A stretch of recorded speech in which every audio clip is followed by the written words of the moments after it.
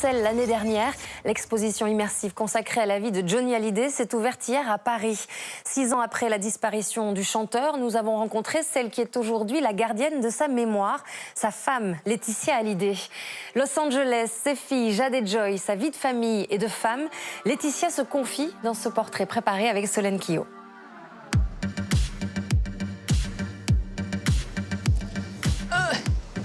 Elle est là. Tu fais attendre. Ça va. Oui, ça va et toi? Je suis tellement heureuse de te voir. Moi aussi. T'es arrivée quand? Lundi, en fin de journée. Les filles, elles sont restées encore... Elles sont avec ma maman, là, à Paris. Oh! On parlait de toi avec Lisa. Oh là là! Ça va, mon cœur? Ça va, ça va. Ouais. Tu vas dans Paris et tu n'es pas plus couverte? Parce que là, c'est pas possible, hein? Et il faut attraper froid. Ah, ça m'a fait plaisir. Moi aussi, je m'attendais pas du tout. Vous me dites, c'est bon. Elle a longtemps été la femme de l'ombre. Et depuis 6 ans, malgré la mort de son mari Johnny, c'est toujours dans son sillage que Laetitia Hallyday tente de tracer son propre chemin. J'ai le grand plaisir de vous déclarer unis par les liens du mariage. En se mariant avec l'idole de tout un pays il y a 27 ans, Laetitia Hallyday a aussi épousé un destin peu ordinaire. Compagne et mère dévouée, femme d'affaires impliquée et veuve critiquée, à 48 ans, elle a déjà connu 1000 vies. Aujourd'hui, c'est dans son refuge de Los Angeles, seule avec ses filles Jade et Joy, qu'elle se reconstruit. Un refuge qu'elle a d'ailleurs quitté pour venir quelques jours en France, le temps d'honorer à sa manière la mémoire de celui qui guide encore ses pas. Bonjour Laetitia Hallyday. Bonjour Isabelle. Alors, d'habitude, je dis que je suis ravie de rencontrer mes invités. Bon, on se connaît déjà.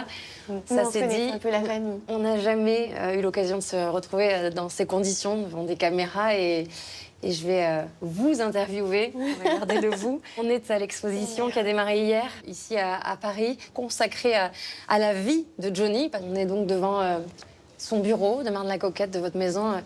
Moi, j'ai envie de parler de vous aussi, Laetitia. En quoi la Laetitia Hallyday de 2023 est différente de la Laetitia de 2017? J'ai appris à vivre sans lui. J'apprends tous les jours à vivre sans lui. Parce que j'ai pas le choix et qu'il reviendra pas. C'est difficile. Ça me manque de ne plus vivre dans l'ombre de mon mari. J'adorais. Ouais, j'ai perdu tous mes repères. Ça me manque qu'il me réveille plus la nuit à 4 h du matin en me disant qu'il sort du studio et qu'il va débarquer à la maison avec 20 musiciens et qu'ils vont débarquer et qu'il faut leur faire à manger.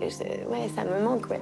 Ouais, c'était pas lisse, hein, mais c'était rock'n'roll, mais c'était tellement génial. Plus de 20 ans passés aux côtés d'une légende. Est-ce que parfois vous vous sentiez quand même écrasé, oppressé par ce statut? Est-ce que clairement vous vous êtes oublié pour lui? Oui, mais je regrette rien. Je regrette rien. C'est tellement...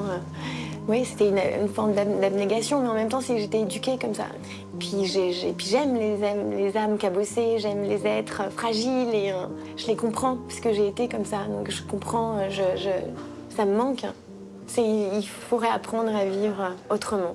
Comment on arrive à être à nouveau amoureuse après avoir vécu un si grand amour? C'est chaotique pour moi, c'est chaotique. Je tombe amoureuse et puis après, j'ai peur. J'ai peur, j'y arrive pas en fait. Ma dernière histoire d'amour, j'y ai cru, j'ai aimé et puis je culpabilise en fait. Je culpabilise d'être heureuse sans Johnny, je culpabilise, j'ai l'impression de le tromper, j'ai l'impression de le trahir, j'ai l'impression qu'il me regarde, j'ai l'impression de lui faire du mal. Et il m'a pas donné, il est parti, on s'est fait des promesses et puis il m'a pas donné la bénédiction d'être heureuse. Il m'a pas dit sois heureuse ma femme, refais ta vie ou sois heureuse sans moi. Non, parce que c'était quelqu'un d'extrêmement possessif, d'extrêmement jaloux. J'y appartenais à mon mari. Elle est lourde cette pression, vous passez après Johnny Hallyday? Ouais, c'est compliqué. Mais c'est moi en fait, c'est un travail que je dois faire sur moi. C'est moi la seule responsable, mais j'avance un pas après l'autre. Vous avez choisi de rester vivre à Los Angeles, là où vous avez vécu avec Johnny, avec vos filles. À quoi ressemble en fait la vie de Laetitia Hallyday, de ses filles, de l'autre côté de l'Atlantique? J'ai une routine que j'adore avec mes enfants, de les emmener à l'école le matin. Enfin, Jade, maintenant, elle est grande, elle conduit, donc c'est plus moi qui l'emmène. Et j'adore cuisiner, c'est ma passion. Donc, tous les matins, je prépare la lunchbox de ma fille. Je pense qu'elle a la meilleure lunchbox de toute l'école. Qu'est-ce qu'il y a dans cette lunchbox alors? Tout, je change tous les jours. C'est du pokéball ou bœuf bourguignon ou différentes soupes, différentes salades. C'est mon bonheur, mon rituel du matin. Je suis perdue si j'ai plus ça. Et il reste encore 2 ans à l'école avant d'avoir son bac. Et puis après, elle ira à l'université. Et là, On n'y pense pas encore. je vais perdre tous mes repères, tous mes repères. Parce que j'aime avoir ce lien avec elle. C'est un lien évidemment très fusionnel, on se dit tout, on se raconte tout. C'est un lien basé sur la confiance aussi. Je leur fais confiance, elles me font confiance. On se ment pas, on se dit les choses. On les a sentis bien dans leur basket, j'ai envie de dire, puisqu'elles se sont exprimées très récemment, pour la première fois, dans la presse, à la télé. Déjà, est-ce que c'est quelque chose qui vient de vous ou est-ce que c'était une demande à elles? C'est elles qui ont eu envie de s'exprimer et j'étais fière qu'elles puissent formuler des choses et qu'elles puissent... Elles sont très en paix depuis, elles sont très heureuses. C'est une étape pour elles dans leur vie. Ça leur a fait du bien? Ça leur a fait beaucoup de bien parce qu'elles sont victimes de beaucoup de choses, de harcèlement, de violences, de menaces de mort, de choses qui les attendent, qui les touchent. Et donc moi, mon rôle de maman, c'est de les protéger. Elles ont aussi eu envie de dire leur vérité, notamment sur leurs grands frères et leurs grandes sœurs. Il y a eu des retombées. Est-ce que David et Laura les ont contactés? Non, malheureusement, non. J'espère qu'un jour, ils reprendront contact avec elles parce qu'elles en ont besoin. Ils ont fait beaucoup de promesses qu'ils n'ont pas tenues. C'est ça qui est le plus douloureux. Quand on fait des promesses à des enfants, on essaye d'être à la hauteur de ces promesses et de les tenir. Surtout quand c'est la même famille. Et elles ont encore eu le sentiment d'avoir été abandonnées. Vous avez dit que vous espériez pour elles qu'ils se retrouvent. C'est vrai, vous avez toujours cet espoir Oui, malgré toujours. tout ce qui s'est passé? Oui, toujours. Oui, j'espère. J'espère qu'un jour, oui, ils se retrouveront, ils auront tellement de choses à se raconter, à se dire et à pardonner. Parce que voilà, Jade et Joy, elles sont très ouvertes au pardon aussi. Et accepter de pardonner quand on a tout lu, tout entendu, vous y arriveriez? Oui, je pense que c'est essentiel. C'est essentiel pour trouver la paix, ouais. Pour trouver la paix. Pour avancer.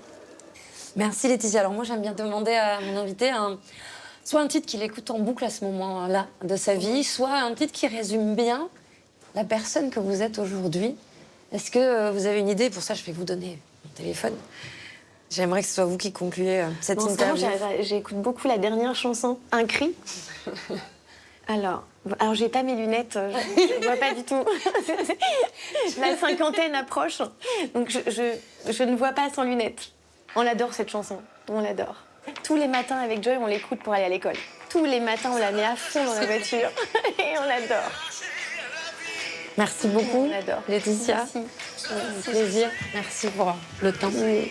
Merci beaucoup. La confiance. Je suis heureuse de ce moment avec toi. Moi aussi.